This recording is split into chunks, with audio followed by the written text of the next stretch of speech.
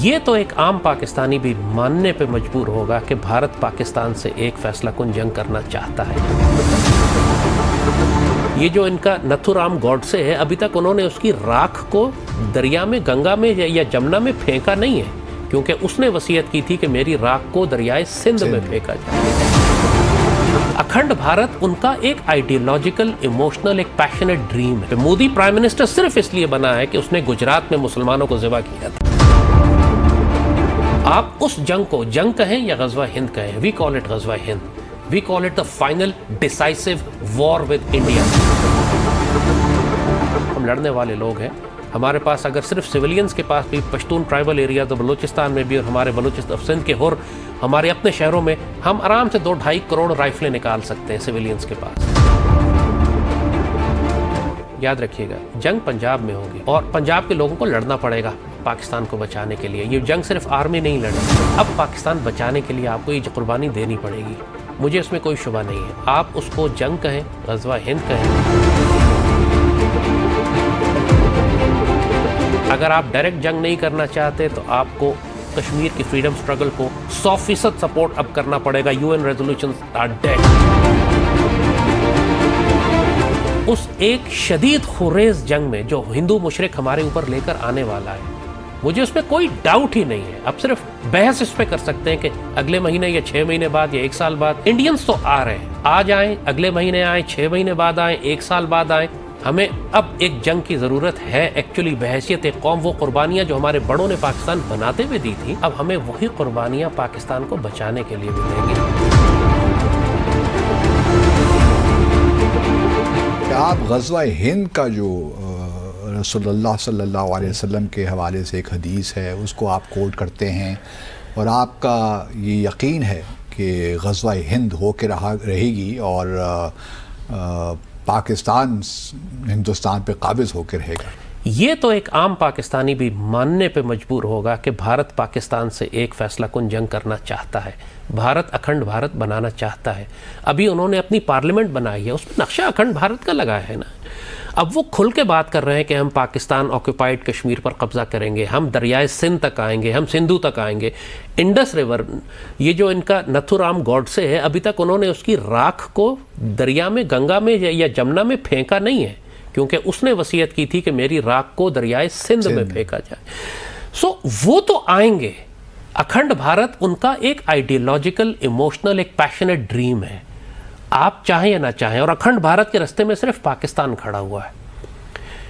سری لنکا کو ہڑپ کرنا یا نیپال یا برما کو ہڑپ کرنا ان کے لیے کوئی پرابلم نہیں ہے، پرابلم پاکستان ہے۔ Once they overrun Pakistan if they fail they can. اور مطلب شیملیسلی اس بات کی کوئی، انہوں نے جیو پالیٹکس کی پرواہ نہیں کی، اپنے ڈپلومیٹک ریلیشن شپ کی پرواہ نہیں کی، یہ پرواہ نہیں کی کہ ریجن میں دوسرے ملکوں کو کتنا برا لگے گا۔ ہمارا جو پولیٹیکل ڈسکورس ہے وہ انڈیا اسپیسیفک نہیں ہے۔ ہم ہندوستان کے اندر ہونے والے واقعات کو اپنی نیشنل ڈسکورس کا حصہ نہیں بناتے۔ ہماری پولیٹکس آپس میں چلتی ہے، یا فوج کے خلاف چلتی ہے، یا ہم پولیٹیکل ٹرف کے لیے لڑتے ہیں۔ انڈیا میں پولیٹکس ہمیشہ پاکستان کے خلاف ہوتی ہے۔ وہ الیکشن جیتتے ہیں پاکستان کے خلاف نیریٹو پہ یا کشمیر کے خلاف نیریٹو پہ، اور مسلمانوں کے خلاف جینوسائیڈ پہ۔ مودی پرائم منسٹر صرف اس لیے بنا ہے کہ اس نے گجرات میں مسلمانوں کو ذبح کیا تھا۔ اگر وہ یہ نہ کرتا، اگر وہ مسلمانوں کا جینوسائیڈ نہ کرتا گجرات میں، کبھی یہ چیف منسٹر سے پرائم منسٹر نہ بنتا۔ وہ کریڈینشل تھے، یہ سی وی پہ لکھا ہونا ضروری ہے آپ کے کہ میں نے اتنے 1000 مسلمان زندہ جلائے۔ آپ اس جنگ کو جنگ کہیں یا غزوہ ہند کہیں، وی کال اٹ غزوہ ہند، we call it the final decisive war with India.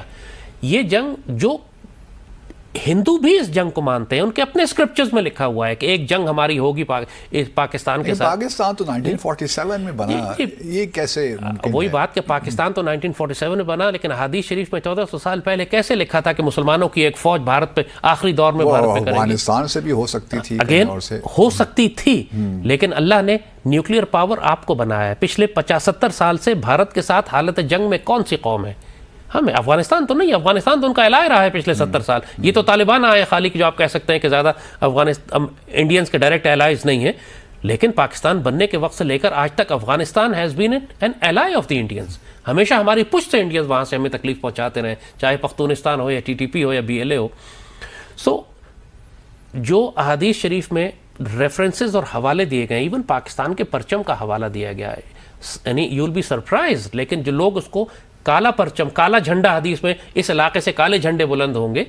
The translation is not exactly black flags, it's dark green flags. عربی زبان میں رایت السود جو ہے وہ گہرے سبز رنگ کے جھنڈوں کو بھی کہا جاتا ہے in classic Arabic. And with this is an absolute amazing interpretation of this Arabic. اچھا اس کا مجھے نہیں تھا, میرا خیال تھا کالے جھنڈے, لیکن جو کلاسک عربک ہے, آپ پرانی ڈکشنریز عربک کے نکال کے دیکھیے, اس میں رایت السود کا مطلب ہے گہرے سبز رنگ کے جھنڈے. یہ کس کے جھنڈے ہیں؟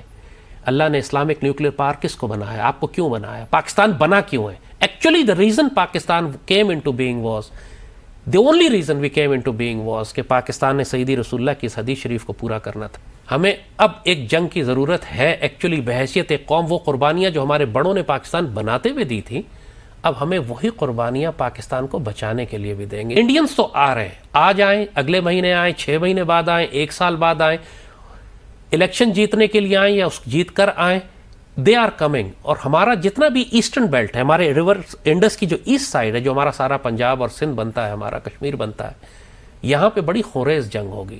ہم لڑنے والے لوگ ہیں. ہمارے پاس اگر صرف سویلینز کے پاس بھی پشتون ٹرائبل ایریاز بلوچستان میں بھی, اور ہمارے بلوچستان سندھ کے ہور ہمارے اپنے شہروں میں, ہم آرام سے 2-2.5 کروڑ رائفلیں نکال سکتے ہیں سویلینز کے پاس. یاد رکھیے گا, جنگ پنجاب میں ہوگی اور پنجاب کے لوگوں کو لڑنا پڑے گا پاکستان کو بچانے کے لیے. یہ جنگ صرف آرمی نہیں لڑے گی. اب پاکستان بچانے کے لیے آپ کو یہ قربانی دینی پڑے گی, مجھے اس میں کوئی شبہ نہیں ہے. آپ اس کو جنگ کہیں, غزوہ ہند کہیں, اس ایک شدید خریز جنگ میں جو ہندو مشرک ہمارے اوپر لے کر آنے والا ہے, مجھے اس میں کوئی ڈاؤٹ ہی نہیں ہے. اب صرف بحث اس پہ کر سکتے ہیں کہ اگلے مہینے یا 6 مہینے بعد یا 1 سال بعد.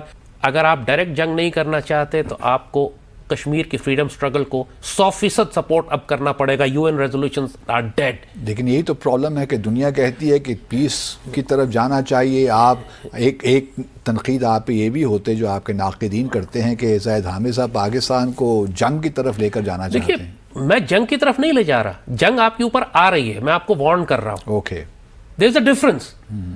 میں آپ کو یہ کہہ رہا ہوں کہ آپ اگر جنگ کی تیاری نہیں کریں گے, آپ اگر بھارت کو کشمیر کے اندر نہیں پھنسائیں گے, تو وہ جنگ لے کر مظفر آباد اور راولپنڈی میں آ جائے گا.